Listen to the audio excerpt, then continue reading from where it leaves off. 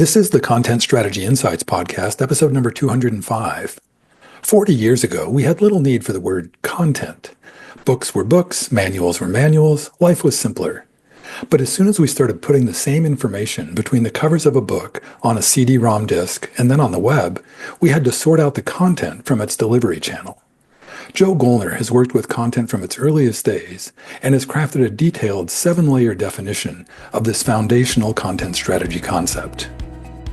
Welcome to the Content Strategy Insights podcast, where accomplished content strategy experts share their wisdom with our friends in the content community. Our mission is to democratize content strategy, to make its principles and practices accessible to everyone. And now, here's your host, Larry Swanson. Hi everyone, welcome to episode number 205 of the Content Strategy Insights podcast. I am really happy today to welcome to the show Joe Gollner. Joe has been around the content world for a long time and is very experienced. He's currently the managing director at Gnostics Research. We could literally talk for hours about content stuff, but today I really want to focus in on what are we even talking about when we talk about content. So welcome, Joe. Tell the folks a little bit more about what you're up to these days. Hey, hi, Larry. I'm really happy to be here. It's a great way to kick off a day from British Columbia. And I guess in addition to sort of my consulting and integration work through Gnostics Research, I'm also, terrifyingly, a doctoral researcher at Lancaster University in Northern England. And my research there actually does wind up touching again on content, entrepreneurs. Yeah. And so what's your research on? We talked about this a little bit in Portland, but if you could remind for the folks. Yeah, I've been looking at, we'll say, call it, AI-enabled text analytics as a resource, as a learning resource. And I'm very interested in using some of the technology to expose what's in the content that people are creating and sharing. And I'm particularly interested in how it impacts what we call it reflective group learning. How does a group or an organization learn? Which is both partly about content. It's about what do people articulate? What do they put it in writing? But also, how is that internalized and made what people do? So that's what I'm researching. Interesting, and it all starts with maybe not starts with, but it's at some point it manifests as content. But tell me, why do we even have to talk about content as a separate thing? We used to just have books and magazines and TV shows and stuff. Why do we even need this word? Yeah, and it's true, and it's so really. And one of my arguments, I gave a talk several years ago called "The Birth of Content." Why did we start using the word content at all? And I'm old enough to remember the day in the 80s when we didn't really use the word content at all. But as soon as we had to publish information in multiple formats, so I remember in the military, we had great, huge printed manuals, massive multi-volume monsters. And then we started putting them on CD to save weight.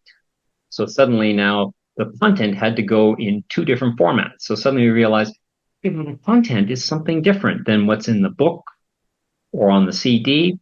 It sort of tells the two. It's basically what we prepare to be able to print a really good manual or to create a really useful interactive electronic technical manual, as we used to call it, on CD-ROM. And then, of course, the web came along and went, oh my God, now we have 3 channels and so on and so on. So content became a term because suddenly we said, well, when I open a book and start reading, when I go into a library or I watch a video, I am accessing content. I'm accessing some knowledge, some experience that's in there. And we talked about content as soon as we said, well, we have to manage that separate from any of the channels, any of the media in which it may be manifest. And this is why we talk. And then we, of course, then had enterprise content management, web content management, and all sorts of manifestations and variations on the theme have emerged. And of course, with no agreement of what the heck it is that we're actually trying to manage, which I think is a problem.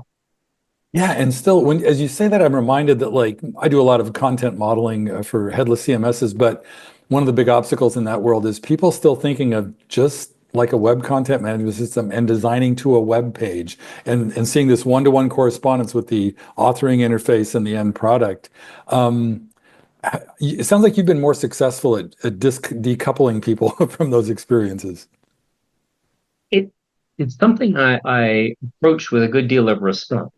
So yes, in the world of HTML, standard generalized markup language, the birth of angle brackets, although technically in HTML you didn't have to use angle brackets, but we'll let that go.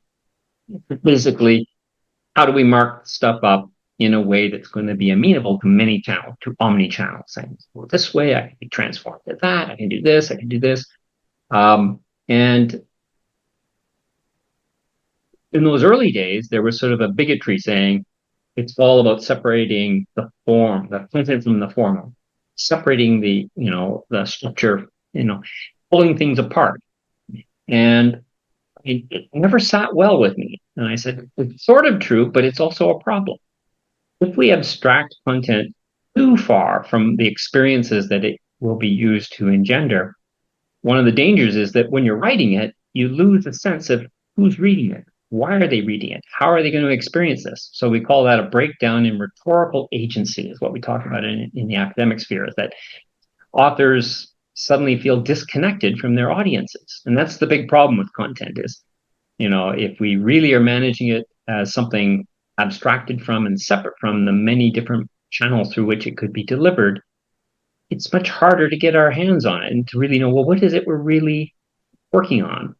And this is why, and we'll get to it in one of my layers of definition of the word content, but this is why for many people, they never can make that separation. It's always the web page you're working on. Or if you're on the marketing side, it's, so focused on the experience and the measures of engagement that you're looking for that this abstraction of trying to sort of manage the content is quite separate from that is incomprehensible. They just don't get it. Or developers often, just don't get it. They say it's just something I pull on this API, I get a bit of this, a few paragraphs, a snippet or some text strings, and I'm going to put it here, here, here, here.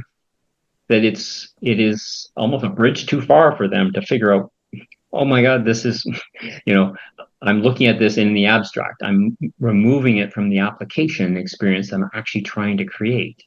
So I do have a story. I was at a high-tech company in Silicon Valley, and everybody there was literally half my age or younger. And we went out for a dinner, and they said, one of the developers said, I'll just put it out there. We hate XML. We're developers. We hate XML. And I said, that's only fair. So I went back to my soup. And they said, what do you mean it's only fair? I said, well, XML hates you. And I went back to my soup. And they said, you can't just say that and keep eating. What do you mean?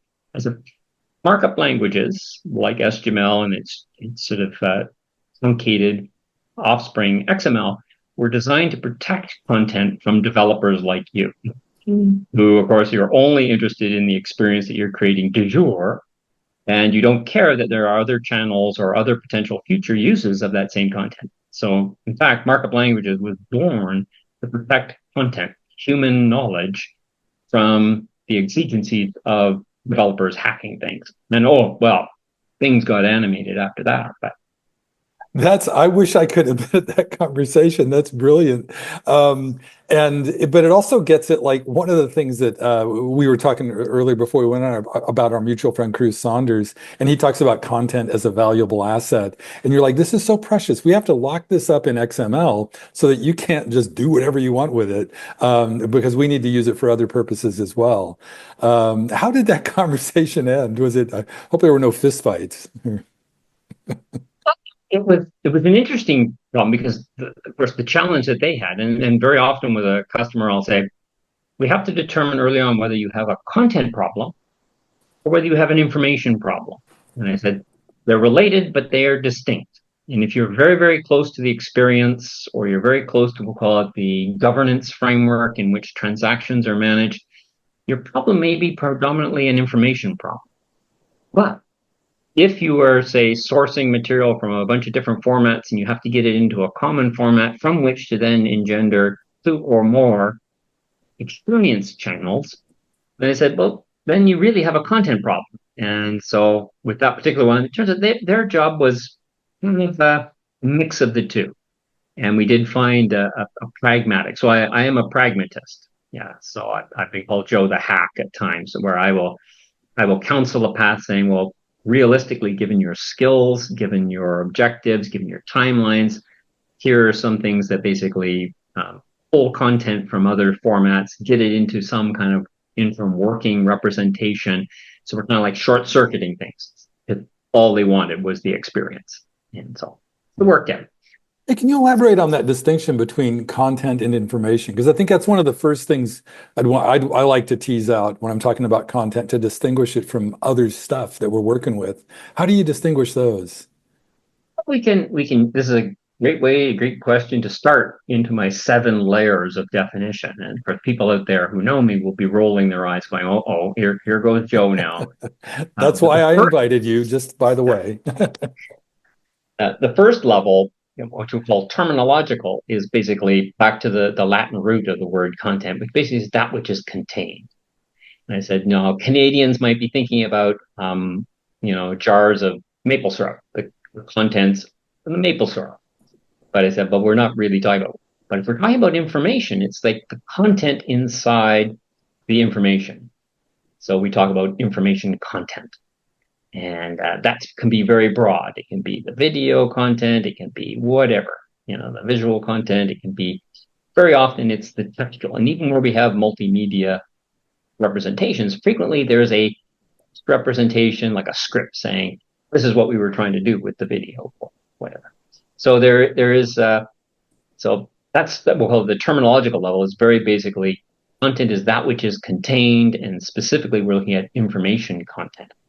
And that leads us to the second level, which I call my conceptual level, which is if we follow that to its logical conclusion, then we are compelled to define content as, quote unquote, potential information.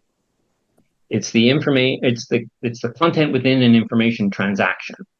And specifically, it's the content that can be actually delivered in multiple different information transactions.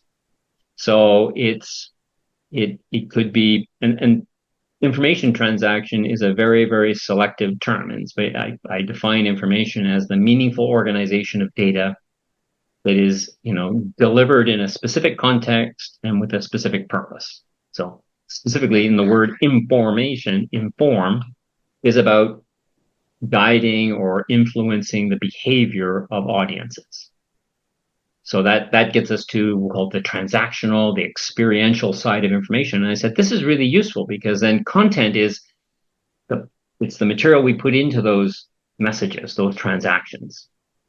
So it's very difficult. So it is, by saying it's potential information, we're not really separating the two. We're saying, that content is intrinsic. It's internal to what we call information, but information is an action. So it's like speech act theory. When you talk about information management within organizations, it's all about the responsibilities associated with information activities. So governance, liability. I said, it's been always enjoyable to deal with the legal part of organizations because they have a very, very concrete sense of the liabilities associated with information. And that acquaints us with it's an action. If you say something, you will be held to account. It's like whatever you say will be held against you in a court of law. That legal term of is it actionable? That makes more sense to me now in the context of what you just said. What's the third layer? So after that, the terminological, the conceptual, then and certainly with that conceptual one, that one, as soon as we make it intrinsic or bundle it with our concept of information, then we can look at data, of knowledge, and they can all fit together. And perhaps suited to a different talk is what I call the knowledge dynamic. How do these things actually interact in practice, and what role does content play inside there? And basically, as potential information, it plays, we'll call it a linchpin role in the knowledge dynamic. But the third one, if we move to the third one, that's actually we'll call it the process perspective, where we think about the roles. And it was seeded by one of your points, Larry, about we have people who work on content. We recognize they're the people, the strategists, the planners, the designers, authors, editors, translators, animators, videographers, whatever, people working on the content. And I guess we include in that the people managing, curating, publishing. Those are all roles where people get their hands dirty, a bit like Cassandra Nova and Deadpool 3, get their hands dirty in the content. And then we have others who almost like they are really much closer to the information representations or transactions that can then be published or engendered from the content. So really, for example, UX designers, developers, people who are very, very attuned, maybe marketeers, who are really close to the experience. They really are fussed about what's the impact on the audience. Am I getting them to do what I really want them to do? So they typically have a very different perspective on content. They're much closer to the trend that they, and that's where I often have to raise the question: are you really interested in the content? Or are you really interested in the information impacts or experiences that are being engendered? And and this is an area of frequent tension between perspectives. But once I put it out there and paint the picture that way, people say, "Oh yeah, I do see it from a very particular perspective." Then I can see that there are other people who have to look at it look at content in a different, broader, more long-term perspective, and then we can sort of agree to disagree, and sometimes, yeah. Yeah, I love that articulation of the process. That seems like a pivotal point of this. Anyhow, what's number 4? Now I'm dying to hear the rest of your Number four is physical, and what is the physical characteristic of this thing called content? And infuriatingly, I define it as a complex composite artifact. And in typical Joe fashion, this is a very, very complex definition. But basically, it tells us content brings a lot of things together into a very, very impactful manifestation. And so partly this aligns with saying, okay, well, what did I bring together? I say, I bring some data resources together. I bring data together. I bring links or associations with knowledge precedent, like, what are the key sort of points of reference that I'm connecting to. I bring in sort of a foreknowledge of the multiple audiences I may be engaging in, the impacts I want to have. But they all have to sort of come together in this very complex artifact. By composite, it's both internally representative of the fact that it has all these moving pieces. It's actually a hyper-structured or hyper-sophisticated artifact. But it also, as a composite, it builds with other ones. So sometimes we talk about microservices and micro content for microservices, small little nuggets. And I said, well, true, but very often the meaning of we'll call it a component of content, is dependent on its place with other ones, its composition with other ones. Mm-hmm. So, and that got back to my saying, if you try to overly separate content from the experiences, then it becomes, it can feel less alive. It can feel less real. It can be less impactful. So I have projects where we're saying, while we're getting things approved, we have to actually aggregate it into certain types of artifacts, like the approval or regulatory process operates at this level. But then in my database, I have the components which I can then use in experiences, but they can always be connected back to the representation that was approved, as its authority comes from this composite level. So you can use it independently, but you can always track back to where did it get its authority. So in things like medical or aerospace and defense, we have a very refined sense of authority. Like, why are you allowed to look at this? Why are you allowed to do this? Why must you do this? And that comes from usually higher levels of context. So the physicality. So that's my that fourth level is the physical representation. Nice. I love that. It reminds me of I often in my content modeling work, I have this thing I've always called an assembly. I had the chance to compare notes with Nazir Bina recently, and he calls it an info product. And we're both talking about that same thing that I think that you just described right there, the physical manifestation of this thing that's available for multiple uses, but it's sort of the authoritative, definitive, like information chunk that you intend to deliver. So a phrase, information product, is one that we've used for 30 years and more. And that to differentiate, I have these content assets, they get manifest as information resources, each of these terms chosen with profound deliberateness. And they come together in information products that engender information experiences. And they are transactions for which an organization is held accountable. So it is a really important thing. And to assembly, for example, if we go back to a standard that I wrote, sadly, back in the 90s for the military, or what in DITA we would call a map, we called an assembly.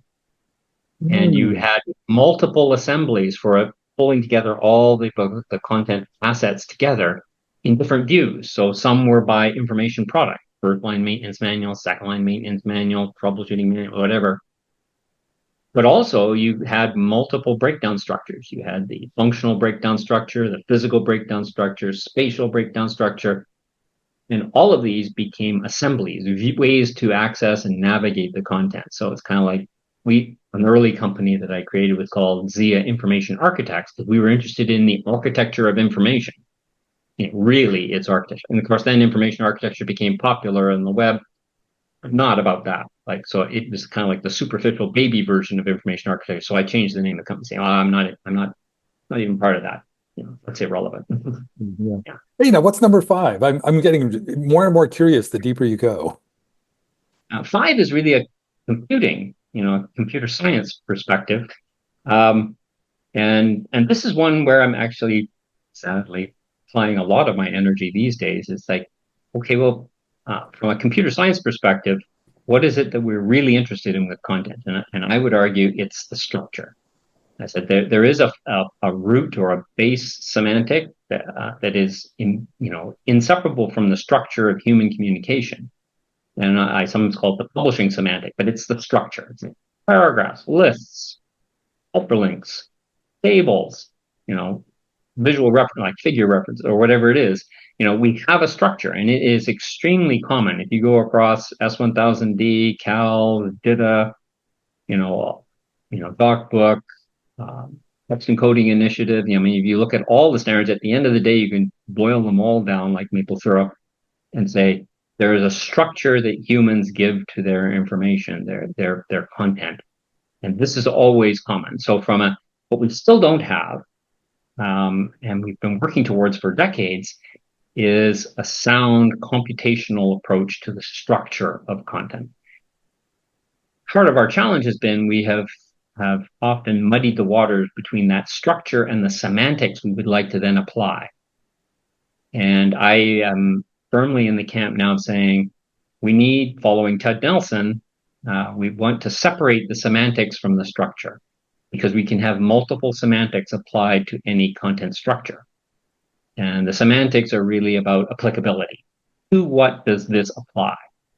And you can take that down to the tiniest conceptual level or to a very high level business entity. So computationally, then we say, well, content needs to be validatable, highly processable. It needs to flow. It must be trans application. It needs to move between multiple applications. It has to be easily represented in multiple different formats. So I sometimes call it RESTful content. It can genuinely be represented in different ways. And for example, if we look at our parsers today, and believe you have to pull it fact parsing, like with DITA, it's pretty clumsy. It's like, in some ways we did this better in the 80s. That's both bogus and sad, as Wayne would say in Wayne's World. Like, this is just wrong. But so computationally, though, it has a very specific concept, portability and multi-representational transformations are just, that's really what content needs to be. Interesting. As you're saying that, you're reminding me that there's such a diverse ecosystem of tooling for this, the computational management of content. Like every CMS vendor in the world has an opinion about how it should be done. There are standards like DITA that drive some of it. What are a couple of generic top level ideas that people can take away from that insight about how to, especially when you're content modeling or doing information architecture, to think about how to keep it in that kind of computable model. Does that make sense? Yeah, yeah. So when I do look at, we'll call it content modeling now, I tend to be quite harsh and say at the root level, there's a common structure, and that's almost like a given. You can almost extract it from all the preceding standards. I would go further and say, the time has come for us to do a consolidation between SGML, XML, and what we tried to recover from SGML and DITA, but we had accidentally thrown away in XML. There's a base level, and then the semantics get very precise. So the content structure, as it becomes quite generic and tuned to flow, it needs to move between many applications. And many people working in the content space are working on a particular CMS or a particular one or two channels, but they haven't worked in, we'll call it, the real enterprise zone, the Xander zone, where things get, where your content's going to move between 10 applications, highly specialized applications. So anybody who's experienced trying to move content through multiple applications in what I call a donut of equivalence will be chastened quite quickly. So the content layer becomes very, very simple, almost like universal. And then the semantics become highly precise and oftentimes managed separately. So represented in JSON or in a graph knowledge base or something like that, saying it's over here, and that we bring these two things together, in multiple ways, including, if necessary, expressing the semantics using our markup, but bringing it together in a way that it allows multiple semantics to be applied to the same structure. So, yeah, interesting. That I'm revising my content modeling thoughts as we speak. But okay, number 6, got it. Number 6 is called the organizational learning perspective, and and that's where we talk about. Also, a big emphasis for me is that content is really an organizational expression of knowledge and intent. In other words, and this tells us something really important, because content is not so much what you or I or any one individual has to say, like it can be, but when it's interesting is it's when the organization has come to agreement and said, as an organization, this is what we say on this topic.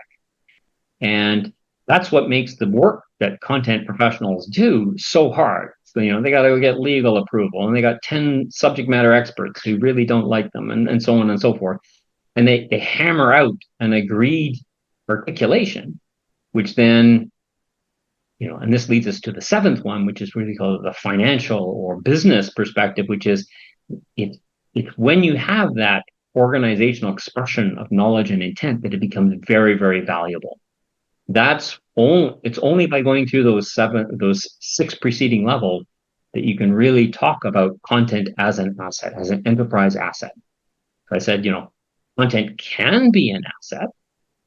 It can, and accountants tell us very clearly what asset means. It's something with the potential to deliver future returns, which gets us back to our original concepts of content is potential information. It's like we can use it in many ways. So if we've gone through the first 6 layers, then we can genuinely talk about content as and so I've debated, I've had great fun with Cruz, for example, about saying, okay, well, content may be an asset, but it actually has to get there. It has to be managed in a specific way to earn the title of an enterprise asset.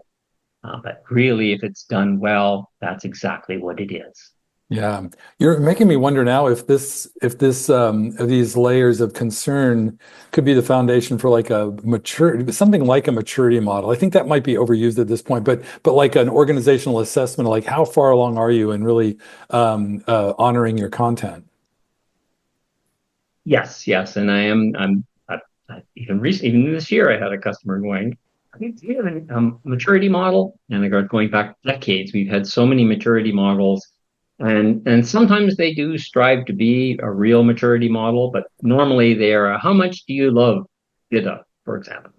I said, well, that's not really a maturity model, but certainly, yes, you could structure this. And I've taken a run at it a few times, but certainly I think all these 7 perspectives do have a role to play. Yeah. And I love that this is going to be food for thought for a lot of people. But Joe, I can't believe it. We're coming up close to time. But is there anything last you want to say? Anything, any way you want to wrap up the list, or anything you want to make sure you share before we close?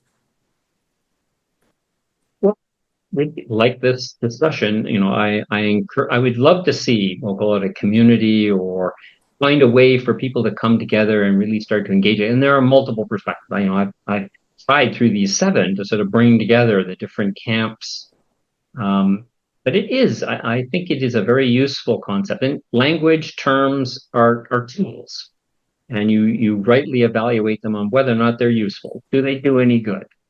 And oftentimes I'll hear definitions of content saying, okay, well, that's fine. It doesn't help. And so I do encourage a discussion around how can we come to a meaningful, grounded, academically robust, and sort of business meaningful usage so that we can engage stakeholders. Because one of our challenges always in the content business is how do you engage the bean counters, the strategists, the IT groups, in a way where they say, okay, I see where you're coming from. I see how you fit into the picture. You came to play, you got some cards, we can deal, we can play. And very oftentimes the people in the content world, show up with nothing to deal, nothing to bid with, and we can do better. Yeah, and I feel like just considering your list is going to help a lot of people in those, because like you said earlier, we're just always fighting for that seat at the table, looking for the respect and the value in the org. I personally feel much better equipped now. So thanks. Hey, one very last thing, Joe. If folks want to connect with you or follow you online, what's the best place to find you? Probably LinkedIn. I'm easy to find on LinkedIn, and actually I have a blog. www.Gollner, my last name, .ca. So the Gollner in Canada.